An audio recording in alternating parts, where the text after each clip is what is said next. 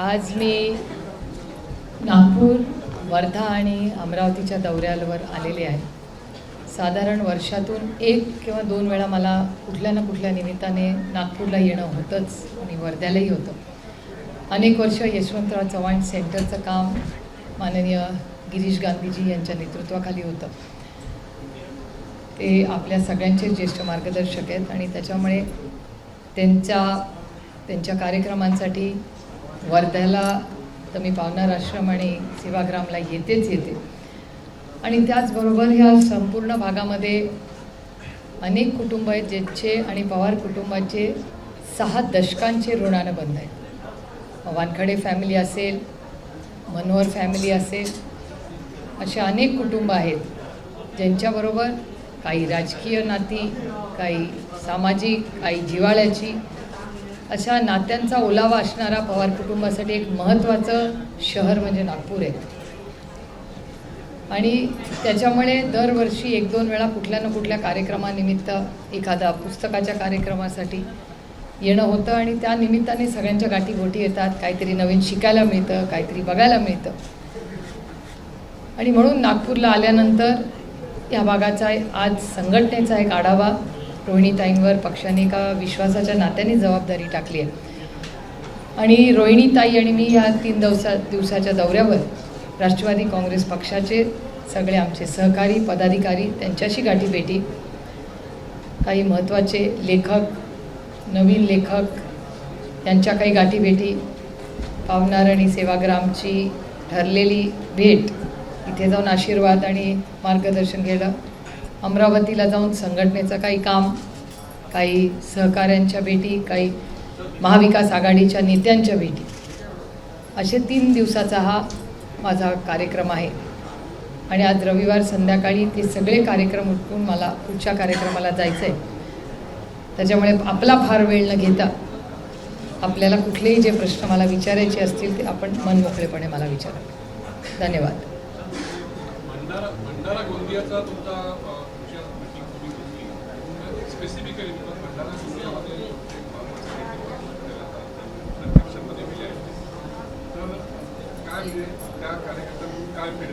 नाही, असं साधारण असतं की कुठलीही संघटना त्याच्यामध्ये अशा काही गोष्टी झाल्या आणि सगळ्याच संघटनेत त्या होतात, हे काही नवीन नाही.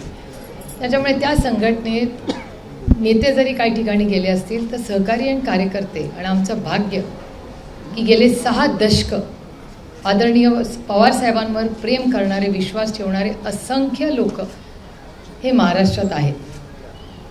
आणि ते ऋणानुबंध, प्रेमाची जी नाती, ही जपण्याचं काम 6 दशक आदरणीय पवार साहेबांनी केलं. मग त्याच्यात त्यांनी घेतलेले निर्णय असतील, त्यांनी सत्तेत असताना किंवा विरोधात असताना घेतलेला निर्णय असतील, किंवा विरोध ज्या गरजेचा होता किंवा मागण्या केल्या असतील, त्याच्यातून जे काही काम 6 दशकात महाराष्ट्रात आणि देशात उभं राहिलेलं आहे, असेही लोक या राज्यात आणि देशात आहेत. आणि ते ठामपणे आजही आदरणीय पवारसाहेब आणि राष्ट्रवादी काँग्रेस पक्षामागे खंबीरपणे उभे आहेत. त्यामुळे त्यांच्याशीही काही चर्चा झाली. आणि एक गोष्ट मी स्वतः प्रांजळपणे कबूल करते की गेल्या 5-10 वर्षामध्ये राष्ट्रवादी काँग्रेस पक्षाची ताकद ही गोंदिया आणि भंडारामध्ये आम्हाला समाधान वाटेल अशी नव्हती. आणि त्याच्यामुळे आता जी काही नवीन परिस्थिती उद्भवली आहे त्याच्यातून पुन्हा एकदा नवीन उमेदीने राजकीय आणि सामाजिक प्रश्न घेऊन राष्ट्रवादी काँग्रेस पक्ष पुन्हा पूर्ण ताकदीने महाराष्ट्राच्या मायबाप जनतेची सेवा करण्यासाठी कामाला लागलेला आहे. आणि त्याच्यात गोंदिया आणि भंडारामध्येही त्याच पद्धतीने काम होतं.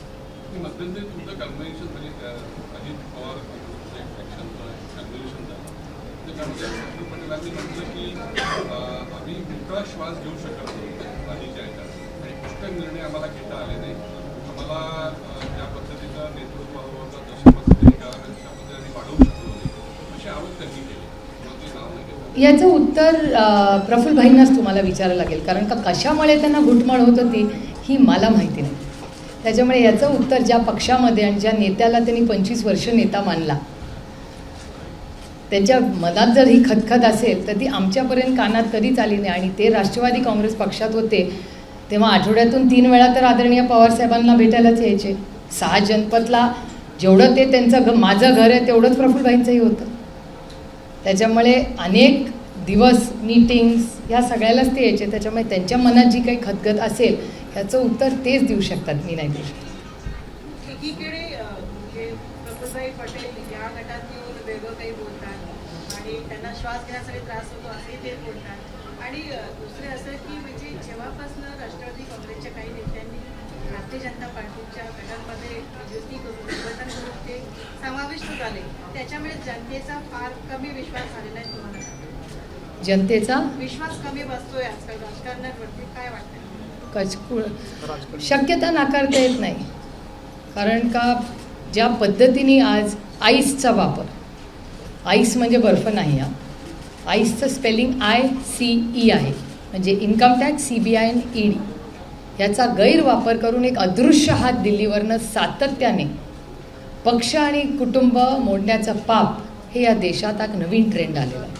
आणि तुम्ही बघाल काश्मीर टू कन्याकुमारी कुठल्याही वर्तमानपत्राचा डेटा तुम्ही त्यांच्याचकडून, मला ही माहिती तुमच्याचकडून मिळालेली की जवळपास 95% 95% आजही ज्या केसेस आहेत आईसच्या त्या सगळ्या विरोधी पक्षावर. आणि असंख्य उदाहरणं मी तुम्हाला देऊ शकते. जे विरोधात असतात तेव्हा आईस आहे. मग भारतीय जनता पक्षाने एक नवीन वॉशिंग मशीन काढलं आहे, त्याच्यातून बाहेर पडलं की ते आईस पूर्ण पागळून जातं आणि आरोप सगळे निघून जातात, डिफ्रॉस्ट होतात. अजितदादांना ईडीचा धाक होता, त्याच्यामुळे इकडे त्यांनी आपलं समर्पण केलं. ह्याच्यावर मी ह्याचं उत्तर मी नाही देऊ शकत, कारण का हे मला माहिती नाही. एकीकडे पवारसाहेब म्हणतात की आम्ही एकत्रच आहोत. हो, कुटुंबात एकत्रच आहे ना. ते असंही म्हणतात की ज्यावेळेस त्यांनी राजीनामा दिला होता 3 दिवसाचा, ती बोले की फक्त मी सहजच राजीनामा दिला होता, कारण की आमच्यामध्ये फुटाफूट होत होती, त्यामुळे सगळ्यांना एकत्र आणण्याचं काम मी केलं, म्हणून मी फक्त राजीनामा देण्याचं फक्त एक नाटक केलंय. हे स्टेटमेंट तुमच्याकडे आहे रेकॉर्डवर? नाही, रेकॉर्डवर आहे का स्टेटमेंट? कारण का माझ्या ऐकण्यातनं वाचण्यात हे स्टेटमेंट आलंय. तर तुमच्याकडे रेकॉर्डवर हे असेल तर जरूर मला पाठवा. ज्या दिवशी तुम्ही द्याल मी तुम्हाला उत्तर देईन. नाही, मी नाही वाचलेलं. मी वर्तमानपत्र सगळे वाचते आणि चॅनल्स रोज सगळे पाहते. मी हे स्टेटमेंट ना ऐकलेलं वाचले. तुमच्या ज्या वर्तमानपत्रात असेल प्लीज मला द्या. त्या दिवशी मी फक्त तुमच्यासाठी प्रेस घेईन.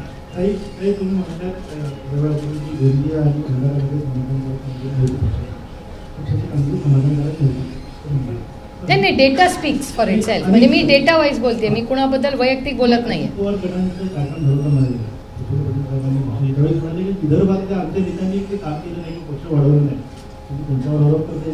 नाही, मी कुणावरच आरोप करत नाही. नाही, प्लीज गैरसमज नसावे. यश असेल तर प्रफुल्लभाईंचं, अपयश असेल तर माझं. मी पूर्णपणे क्रेडिट प्रफुल्लभाईंना देते. जे राष्ट्रवादी काँग्रेसचं यश आहे ते सगळं प्रफुल्ल पटेलांमुळे, आणि जे अपयश राष्ट्रवादीचं आहे ते सुप्रिया सुळेमुळे. That is leadership.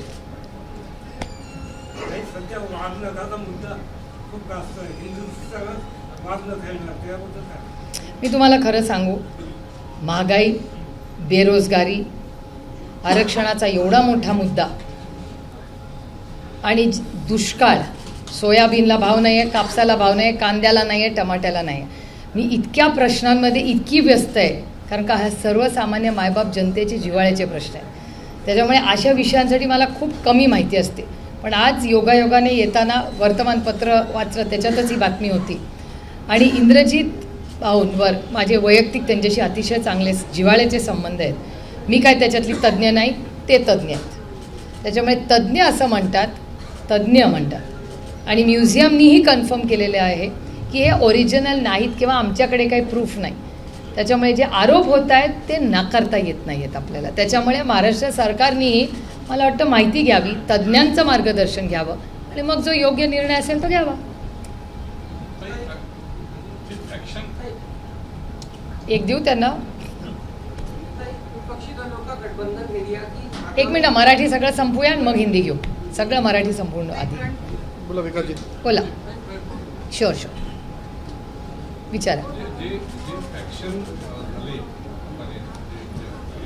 हे निघाले, तर त्याचा दोष हा ईडीला आहे की अजित पवार गटाला आहे की बीजेपीला?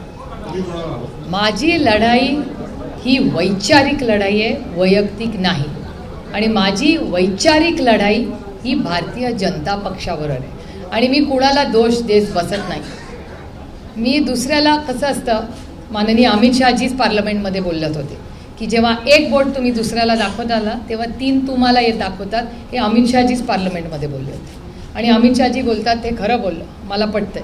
त्याच्यामुळे आरोप करणं दुसऱ्यावर किती सोपं असतं, पण स्वतःवर जबाबदारी घेऊन पुढे जाणं ह्याच्यात एक वेगळी गंमत असते. त्याच्यामुळे कुणामुळे झालं काय झालं ह्याच्यात पडण्यापेक्षा झालं गेलं ठीक आहे, आता झालं गेलं. शेवटी महाराष्ट्राच्या मायबाप जनतेचे प्रश्न कोण सोडवणार, बेरोजगारीचा प्रश्न कोण सोडवणार, आज कपासाचा प्रश्न कोण सोडवणार, सोयाबीनचा प्रश्न कोण सोडवणार, याची जबाबदारी कोणीतरी घेतली पाहिजे. सगळेच सत्तेत बसले तर मग ही हुकुमशाही होईल आणि मला हुकुमशाही मान्य नाही. मी लोकशाहीत जन्माला आले आणि मी लोकशाहीच्याच मार्गाने सगळी कामं करणार आणि जर हुकुमशाही कोणी लादण्याची आमच्यावर प्रयत्न केला पूर्ण ताकदीने त्या हुकुमशाही विरोधात आम्ही लढू. कारण आम्ही भारतरत्न डॉक्टर बाबासाहेब आंबेडकरांच्या संविधानावर प्रेम करणारे, विश्वास ठेवणारी माझी पिढी. 2024च्या इलेक्शनचं चित्र काय आहे? अर्थातच इंडियाचा परफॉर्मन्स खूप चांगला असेल.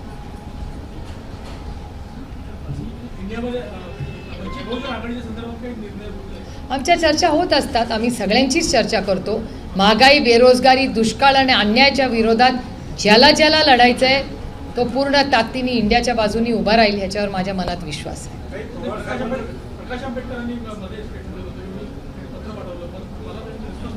कुणाचा पत्र? मला असं वाटतं त्यांची काही नाही, मला असं वाटतं त्यांच्या काही चर्चा आणि गाठीभेटी पण झाल्यात असं मला वाटतं. मला एक्झॅक्ट माहिती नाही तारीख वगैरे, पण मला असं वाटतं त्या सगळ्यांमध्ये चर्चा आणि काहीतरी चर्चा आणि गाठीभेटी झाल्यात असं माझ्या कानावर आले. माझ्या वाचनात आलेलं नाही आहे. नाही, मला हे नाही मला माहिती नाही याचं, कारण का मला वाटतं उद्धवजींच्या आणि त्यांच्या अनेक गाठीभेटी झालेल्या आहेत. मला वाटतं काँग्रेसबरोबरही त्यांची काही चर्चा झाली असं कानावर येतं आहे. मी माहिती काढून तुम्हाला नक्की सांगू शकतो.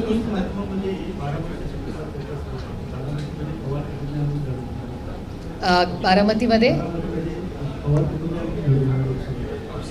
मला ह्याची माहिती नाही आहे, पण मी लोकशाहीवर, मी आधी म्हणले तसं माझा लोकशाहीवर विश्वास आहे आणि भारतीय जनता पक्ष कोणीतरी कॅन्डिडेट माझ्या विरोधात देणार असतं आणि दिलाच पाहिजे. त्याचं मी मनापासून स्वागत करेन, कारण लोकशाहीमध्ये लढाई ही 2 लोकांच्या मध्ये झालीच पाहिजे आणि ही लढाई वैयक्तिक माझ्यासाठी कुठलीच गोष्ट वैयक्तिक नाही आहे. माझी ही फक्त आणि फक्त वैचारिक लढाई आहे.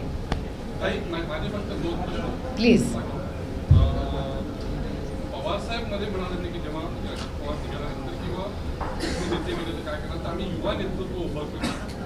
याच्यावर तुमचं काय मत आहे? आणि दुसरं, नागपुरात तुम्ही ते सीट्स मागणार का तुमच्या महाविकास आघाडीला? जरूर. पहिली गोष्ट की मोठे नेते अर्थातच निघून गेलेले आहेत, पण या देशामध्ये आपण सगळ्यांनी बघितलेलं आहे की टॅलेंटची कमतरता नाही. त्याच्यामुळे अर्थातच राष्ट्रवादी काँग्रेस पक्षामध्ये जरी मोठे नेते एक गट करून भारतीय जनता पक्षावर गेले असले तरी महाराष्ट्रामध्ये प्रचंड टॅलेंट आणि एक वैचारिक बैठक असणारे असंख्य युवा पिढी आहे. तर अर्थातच राष्ट्रवादी काँग्रेस पक्ष त्याच्यातल्या अशा असंख्य युवक आणि युवतींना ह्या पुढच्या काळात तुम्हाला संधी देताना दिसेल. आणि आज आदरणीय पवारसाहेब 2019चे इलेक्शन आणि प्रचार तुम्ही विसरलाय, ती साताऱ्याची सभा, त्या काळामध्ये जेव्हा ईडीची नोटीस आदरणीय पवारसाहेबांना पाठवली तेव्हा उभा महाराष्ट्र हा पवारसाहेबांबरोबर उभा राहिला. आम्हाला चॅनलवाले 10 आणि 8 आणि 9 सीट देत होते आणि आम्ही 50च्या पुढे गेलो. हे महाराष्ट्राच्या मायबाप जनतेचं आमच्यावरचं प्रेम आणि विश्वास आहे आणि त्याच्यासमोर मी आज नतमस्तक होते. हां, नागपूरमध्ये अर्थातच महाविकास आघाडीच्या माध्यमातून चर्चा जेव्हा आम्ही बसू तेव्हा पहिली चर्चा लोकसभेची होईल आणि त्याच्यानंतर विधानसभेची होईल.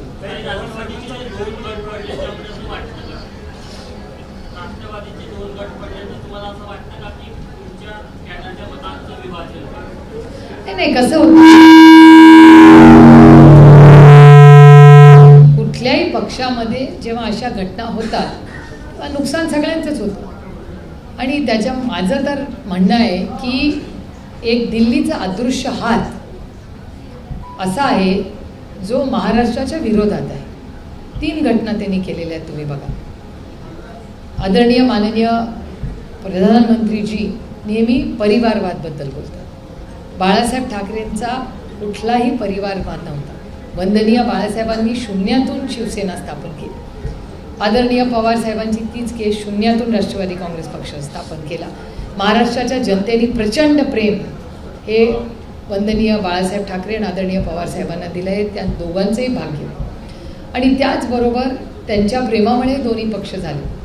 दोन्हीही मराठी माणसांनी या मातीशी नाळ असलेले पक्ष, दोन्ही पक्ष भारतीय जनता पक्षाने फोडले. आणि कारण काय?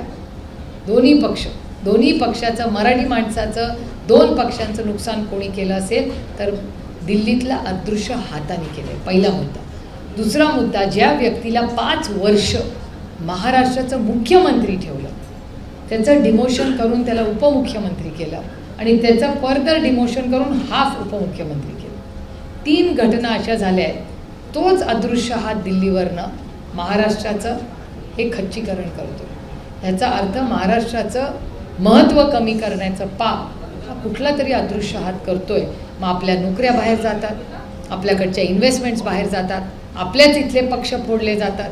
हे असं कसं होऊ शकतं? याचा अर्थ महाराष्ट्राची ताकद कमीच करण्याचं काम चाललंय ना कार्यक्रम. मी कुठल्या राज्यावर आरोप करत नाहीये, पण हा अदृश्य हात हे करतोय. आणि मी डेटा वाईज, मी कुणावर कधी खोटे आरोप करत नाही. मी डेटा वाईज तुम्हाला सांगू इच्छितो.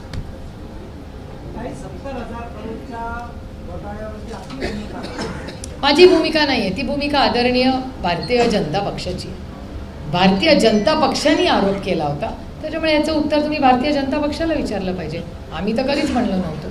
आणि भारतीय जनता पक्षाने केलेला आरोप जर खरा असेल तर भारतीय जनता पक्षाला माहिती आहे काय करायचं, आणि जर खोटा असेल तर भारतीय जनता पक्षाने राष्ट्रवादी काँग्रेस पक्षाची माफी मागितली पाहिजे. कारण का जेव्हा तुम्ही खोटे आरोप करता, ते कुटुंब, ते सहकार्य, तिथले कार्यकर्ते, नेते कशातून जातात याचा विचार भारतीय जनता पक्षाने केला पाहिजे. त्याच्यामुळे जर हे सगळे त्यांनी कुणावरही केलेले आरोप जर खोटे असतील तर भारतीय जनता पक्षाने माफी मागितली पाहिजे.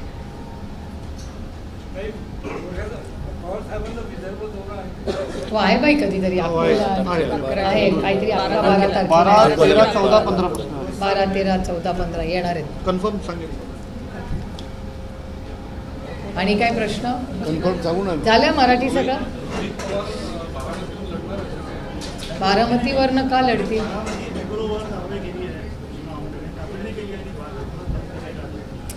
कसं आहे, आम्ही विरोधात आहोत आणि तुमचाच डेटा सांगतो की 95% केसेस या विरोधकांवर आहेत. त्याच्यामुळे आता रोहितदास पाटलांच्या फॅमिलीवर, कुणाल पाटलांवर आता झाली, रोहित पवारांवर झाली. आम्ही विरोधात आहोत, आमच्यावर होणार नाही तर कुणावर होणार? त्यामुळे विरोधकांवर यंत्रणेचा वापर ही गेल्या काही वर्षामध्ये आम्हाला सवय झालेली आहे त्याची.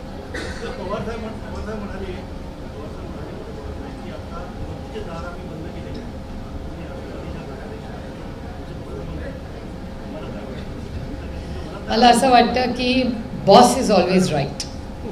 त्याच्यामुळे पक्षाचे बॉस आदरणीय पवार साहेब आहेत. त्याच्यामुळे तो निर्णय ते जे घेतील तो असेलच. आणि मला असं वाटतं आपण आपली प्रोफेशनल नाती आणि वैयक्तिक नाती ह्याचा कधी गुंता करता कामा नये. वैयक्तिक नाती ही प्रेमाची, आदराची आयुष्यभर राहतात आणि आपली प्रोफेशनल नाती असतात ती वेगळी असतात. आणि काही प्रश्न? हिंदी जी जी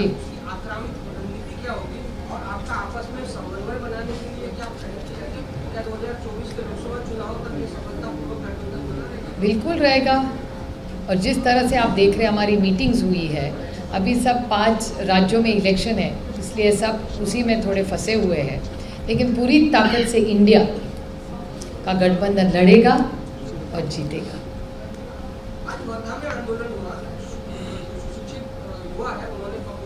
जी जी तो ये जो स्थिति है और राज्य सरकार का नया GR आया कि गवर्नमेंट सर्विसेज में भी जो है प्राइवेट लोगों की भर्ती कितना सही बढ़ती है? नहीं, बिल्कुल मैं तो उसी के पूरे खिलाफ हूँ. मैंने तो ट्वीट भी किया है. मैं 4 दिन से लगातार ट्वीट कर रही हूँ कि गवर्नमेंट जॉब्स में कई नौकरियाँ ऐसी होती है वहाँ कॉन्ट्रैक्ट नहीं हो सकता. और आप ही के चैनल मैंने देखा है, किसी आप ही के एक चैनल पे न्यूज़ आइटम ऐसा आया था कि ये जो कॉन्ट्रैक्ट्स हो रहे हैं वो भारतीय जनता पार्टी के MLAs को दिए जा रहे हैं. तो ये तो भ्रष्टाचार ही हुआ ना. सरकार में, आप सरकार में हो आप जो हक का बच्चों पढ़ाई करके माँ बाप मेहनत करके बच्चों को पढ़ाते हैं, क्लास में डालते हैं, वो मेरिट पे पास होता है लेकिन उसको परमानेंट जॉब नहीं मिलता, उसको कॉन्ट्रैक्टर जॉब देता है। और देने वाला भी कौन? भारतीय जनता पार्टी का एमएलए। ऐसे प्रेस में मैंने देखा है। तो ये तो गलत हुआ ना। धाब्यावर घेऊन जा म्हणतात पत्रकारांना. हाँ, धाब्यावर घेऊन जा, वो तो एनसीपी का सिंबल किसकी तरफ आएगा? देखो, इस देश में अगर न्याय मिले तो दुनिया जानती है, कश्मीर से कन्याकुमारी, अगर आप किसी भी बच्चे को भी पूछे या बुजुर्ग को भी पूछे, एनसीपी राष्ट्रवादी कांग्रेस मीन शरद पवार, ये बच्चा बच्चा सारे जानते हैं इस देश में। लेकिन मुझे चिंता इस बात की है, मेरा तो इसी पे इलेक्शन कमीशन पे पूरा विश्वास है, लेकिन थोड़ा सा मुझे अनईजी कब से लगने लगा जब आप इस एरिया में प्रफुल्ल भाई को भाईजी गए थे, तो भाईजी जब सब डेट देने लगे तब से मुझे लगने लगा कि ये जो अदृश्य हाथ मैं कहती हूँ ना, दिल्ली वाला, वही हाथ तो भाईजी के कान में आके कुछ नहीं बोल रहा है, क्योंकि ईसी तो इंडिपेंडेंट अथॉरिटी है। तो भाईजी को डेट किसने दी? वो कॉन्फिडेंटली जो भी है, मुझे तो पता नहीं, हमको तो इंटरव्यू के लिए बुलाया। और मेरे ख्याल से जिसने बनाया उसी का तो हक होना चाहिए। आप जिस घर में रहते हैं वो आपके अगर फादर का हो तो घर से थोड़ी आप अपने फादर को निकालेंगे। आपको नया घर लेना हो तो आप नया घर ले सकते हैं। फादर को कितना अच्छा लगेगा कि देखो मेरा बेटा कितना मैच्योर और कितना कर्तृत्ववान है, देखो कि उसने, मेरा घर तो छोटा था, हमसे बड़ा घर बनाया, कितनी अच्छी बात होगी। लेकिन आज आप देख रहे क्या हो रहा है इस राज्य में, देश में, कि वो जो अदृश्य हाथ दिल्ली का है वो पता नहीं घर भी तोड़ता है, पार्टी भी तोड़ता है, पता नहीं और क्या क्या दिन दिखाएगा। भारतीय जनता पार्टी के पक्षों का कहना ये भी है कि इन पक्षों के पास में कुछ भी मुद्दे ऐसे नहीं है तो वो हमारे ऊपर में मतलब कुछ भी गलत आरोप लगाते हैं, ऐसा भी कहना है। आप कहते हैं मेरे साथ मैं भारतीय जनता पार्टी के किसी भी कार्यकर्ता के साथ भी बैठने के लिए तैयार हूँ। मैं डेटा सामने रखूंगी, वो डिनाई कर दे। किसी के बारे में, प्याज के बारे में बैठ सकते, टमाटर के भाव के बारे में बैठ सकते, सिलेंडर के भाव के बारे में बैठ सकते, नागपुर के क्राइम के बारे में बैठ सकते। मैं डेटा लेके बैठूंगी, वो बोल दे कि मेरा डेटा गलत है।